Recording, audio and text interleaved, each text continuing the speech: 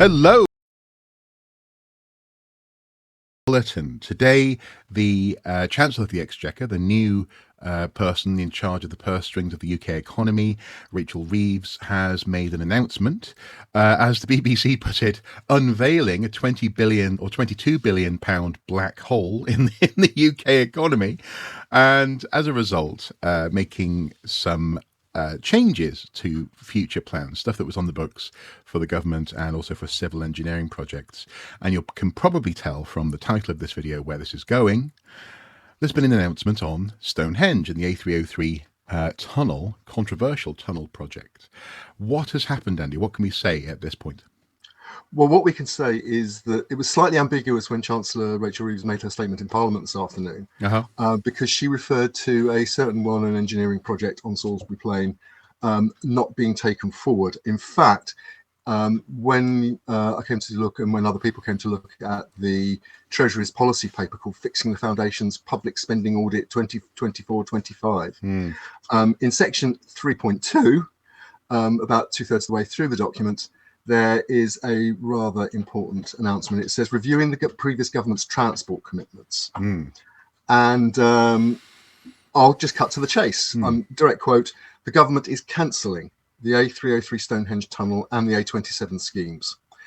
These are low value, unaffordable commitments, which would have cost 587 million next year, 2025 alone. And that's it. People who follow the Watching Brief will know that our first ever show was about the Stonehenge tunnel and the controversy around it. Rachel Reeves is actually the second Labour Chancellor, representative of a Labour government, to cancel a Stonehenge tunnel, because the Blair government cancelled a previous plan for the Stonehenge tunnel when it came to power in 1997. What goes around comes around, I think, as it was once said. Obviously, there are significant implications here for archaeology, particularly for developer-driven archaeology, and the units that were expecting to undertake what was listed, I think, as £35 million worth of work. Yeah. I guess we can't say an awful lot on this just now. We're going to be looking at this probably in more detail in the next actual Watching Brief episode. But just quickly, have we seen any response to this? For my part, I'll just lay out. For my part, I've seen some response along the lines of people suggesting that this isn't a simple matter of archaeological units having to rethink how they pay for today's work based on the next job that they foresee coming down the line, regardless of whether or not that project is yet formally greenlit. But rather, this will affect all this conversation, direct quote, this conversation surrounding Stonehenge, end quote, will, direct quote, affect all of the construction industry in the UK, close quotes. I'm not sure it's as simple as that. I can't imagine that people developing houses will be freaking out at this news. But have we seen any response? I mean, presumably we're going to get a quote at some point from the units involved, I guess.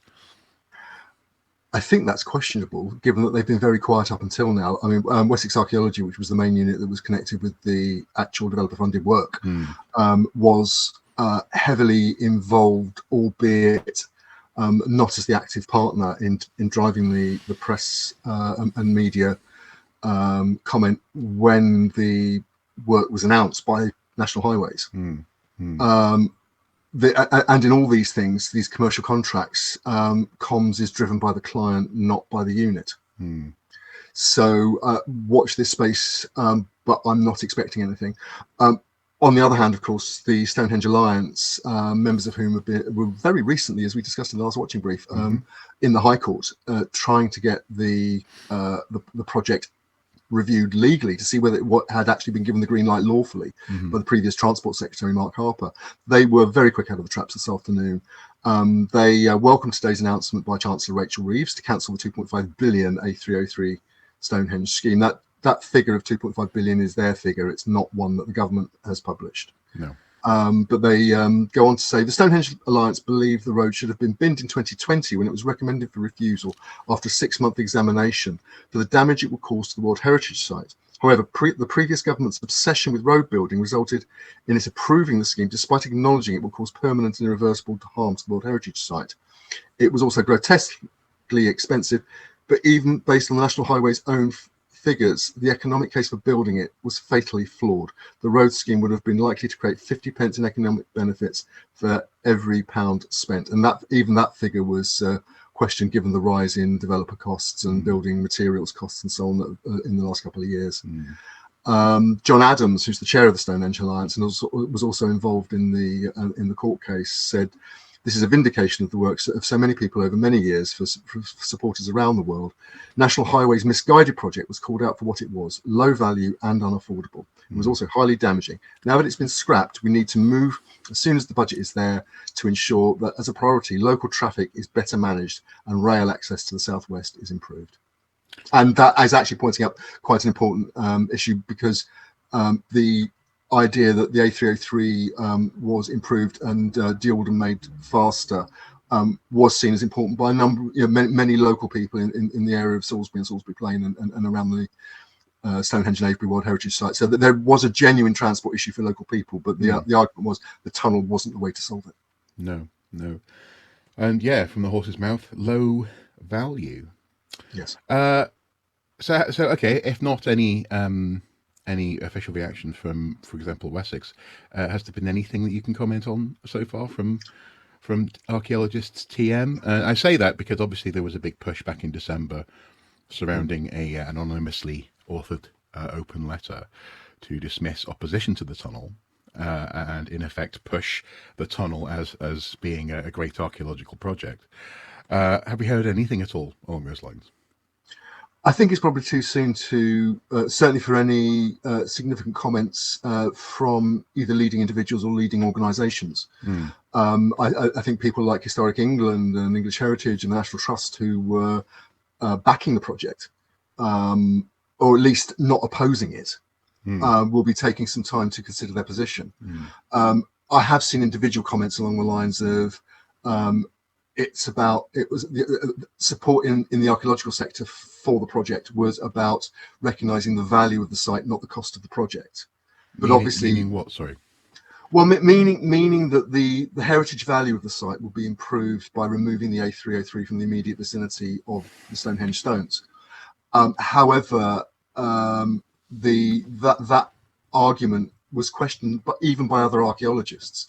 They were arguing that the value of the wider Stonehenge and Avebury World Heritage Site landscape was actually, as the Stonehenge Alliance press release said, and they were quoting other people, the government's own planning inspectors, that the damage that will be done by the project will be irrevocable. Yeah, and that's not how or why historic landscapes are looked after. That's not, I mean, you could make the argument that Conway's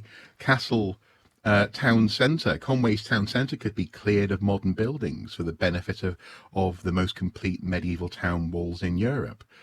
It doesn't make it true. It doesn't make it practical, and it doesn't make it actually a relevant notion for the modern world, or indeed in this instance for Stonehenge, having had, as I've said many times before, having had a road next to it for recorded history.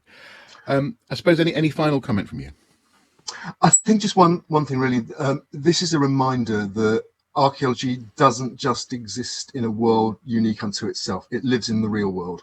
Archaeologists need houses, and one of the other policies that the government says it is going to be taking forward and will be reporting on is the initiative to build more affordable homes.